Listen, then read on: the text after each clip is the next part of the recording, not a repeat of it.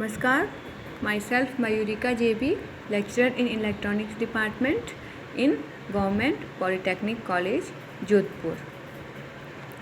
आज हम पढ़ेंगे वही सेकेंड ईयर का डिजिटल इलेक्ट्रॉनिक्स सब्जेक्ट का चैप्टर नंबर 2 बुलियन अलजेब्रा का नेक्स्ट टॉपिक 2.6 जो कि क्या है, डी मॉर्गन्स थ्योरम। पिछली क्लास में अपन ने क्या पढ़ा था, लॉज ऑफ बुलियन अलजेब्रा, जो कि टॉपिक है 2.4 ऑफ यूनिट 2 बुलियन अलजेब्रा। ठीक है, इस बार अभी आज इस क्लास में अपन पढ़ेंगे डी मॉर्गन्स थ्योरम। दो तरह की डी मॉर्गन्स थ्योरम होती है, लॉ 1 और लॉ 2। लॉ 1 क्या है, a प्लस बी का whole bar is equals to a bar dot b बार।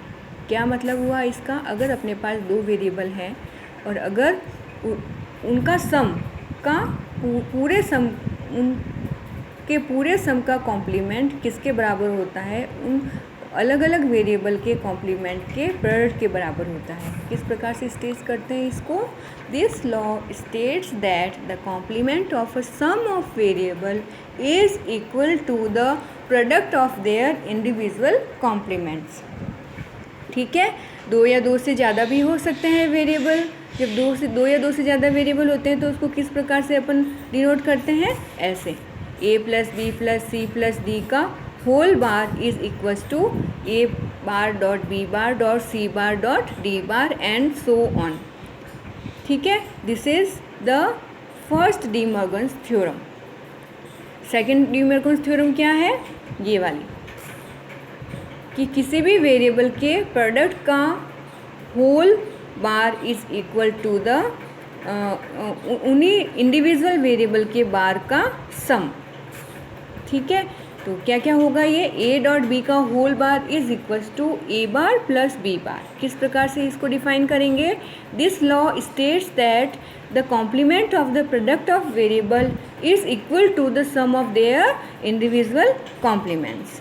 और अगर दो या दो से ज़्यादा वेरिएबल हैं तो उसको भी अपन किस प्रकार से डिफाइन कर सकते हैं, a dot B dot C dot D का whole bar is equals to a bar plus b bar plus c bar plus d bar and so on. तो डी मॉर्गन्स थ्योरम से अपन कितने भी वेरिएबल को लॉ 1 और law 2 से solve कर सकते हैं। ठीक है, अब तुम्हारे कोर्स में क्या है, इन डी मॉर्गन थ्योरम से रिलेटेड क्वेश्चन आते हैं। कैसे क्वेश्चन आते हैं कि कुछ बुलियन एक्सप्रेशंस दे देते हैं और उन पे अपन को डी मॉर्गन थ्योरम्स अप्लाई करके सॉल्व करना होता है। कैसे क्वेश्चंस आते हैं, इस प्रकार के, किस प्रकार के, इस प्रकार के। ये जैसे एग्जांपल से इसका फर्स्ट क्वेश्चन क्या है, De Morgan's function equals to a plus B का bar into C plus D bar का होल बार। ठीक है, तो इसको किस प्रकार से सॉल्व करेंगे अपन, सबसे पहले देखेंगे कि वेरिएबल्स के बीच में डॉट है या प्लस है और होल बार किसके ऊपर है। तो यहाँ पे ये वाला क्वेश्चन है अपना। ठीक है, ये वाला एक अलग वेरिएबल है, ये पूरा अलग वेरिएबल, इनके बीच में डॉट है और फिर ये पूरा होल बार है। तो इसमें कौन सी डी मॉर्गन थ्योरम लगेगी, सेकंड डी मॉर्गन थ्योरम, जो कि क्या थी, a डॉट बी का whole bar is equals to a bar plus b bar. ठीक है, सेकंड थी ना, एक बार देख लेते हैं। ये सेकंड देखो, a डॉट बी का whole bar is equals to a bar plus b bar. तो ये वाली थ्योरम उसमें पहले ये वाली लगेगी। तो ये वाली जब थ्योरम अपन लगाएंगे तो क्या आएगा, a प्लस बी का होल बार, बीच में ये प्लस a प्लस डी का बार का होल बार। ठीक है, तो इससे यहाँ पे अपन ने डी मॉर्गन सेकेंड थ्योरम लगाई। अब यहाँ पे क्या है, यहाँ पे अपन क्या, यहाँ पे इन पे भी होल बार है, इस पे भी होल बार है, तो यहाँ पे और यहाँ पे अलग अलग अपन डी मॉर्गन फर्स्ट थ्योरम लगाएंगे। डी मॉर्गन फर्स्ट थ्योरम क्या है, a प्लस बी का whole bar is equals to a bar dot b bar. तो ये वाला क्या है, ये बीच में प्लस है, ये होल बार है, तो ये a क्या हो गया, a बार डॉट ये b बार तो ऑलरेडी था, फिर इसका डी मॉर्गन थ्योरम का भी बार आ जाएगा तो ये डबल बार हो गया। ऐसे ही यहाँ पे भी अपन ने डी मॉर्गन फर्स्ट थ्योरम लगाई है, क्या आएगा यहाँ पे, c bar dot d double bar आ जाएगा। ठीक है, तो a बार ये as it is, b double bar क्या हो गया b, ये plus as it is, c bar as it is और d डबल बार क्या हो गया d। तो ये इसके आगे अब ये अपन किसी भी और भी लॉज और पोस्टुलेट्स भी अपन देखेंगे लगा के कि इस वो लगा के भी सॉल्व हो रहा है कि नहीं हो रहा है मिनिमम वेरिएबल तक। तो वो उससे भी नहीं हो रहा है तो ये वाला जो फंक्शन है वो यहीं तक ही सॉल्व होगा, मिनिमाइज़ होगा। तो ये लास्ट में इसका फिर यहाँ तक ही आंसर हो जाएगा। ठीक है। सेकेंड एग्जाम्पल क्या है? Apply De Morgan's theorem to the expression function this. ठीक है। अब इसको अपन को डी मॉर्गन्स थ्योरम लगा के भी सॉल्व करना है। और अगर दूसरी जो अपन ने पिछली क्लास में जो लॉज पढ़े हैं, जो पोस्टुलेट्स पढ़े हैं, एक्सियम्स जो पढ़े हैं, अगर वो लगते हैं तो उनको भी लगा के अपन इसको मिनिमम वेरिएबल तक इस क्वेश्चन को सॉल्व करेंगे। हर एक क्वेश्चन, कोई भी क्वेश्चन आ जाओ, हर एक क्वेश्चन को अपन इसी तरीके से थ्योरम्स, लॉज, पोस्टुलेट्स सभी लगा के अप्लाई करके सॉल्व करेंगे मिनिमम वेरिएबल्स तक। ठीक है। तो ये क्वेश्चन क्या है? ये वाला। तो सबसे पहले ये पूरा बार हटाना है अपन को। इस पूरे बार हटाने के लिए अपन कौन सी लगाएंगे? डी मॉर्गन्स थ्योरम लगाएंगे। और डी मॉर्गन्स थ्योरम्स भी 2 है।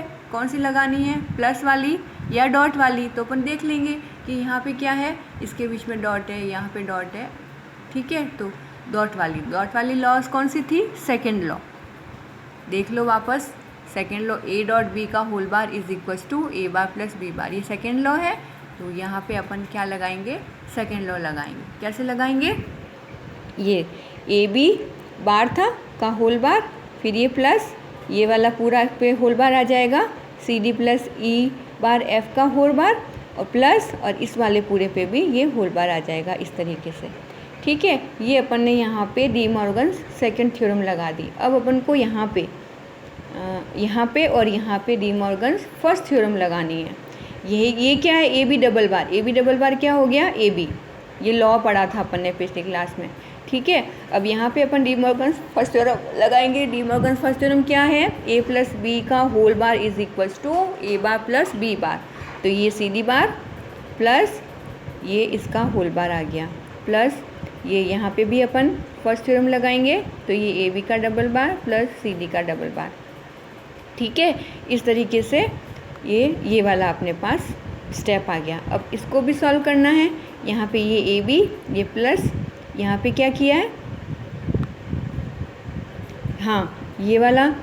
अब यहाँ पे ये सी डी बार, इसको भी सॉल्व किया है second, again De Morgan second theorem लगा के। तो सी डी होल बार है तो ये सी बार प्लस डी बार आ गया, और ये ई बार डॉट एफ का होल बार है तो ये ई डबल बार प्लस एफ बार आ गया।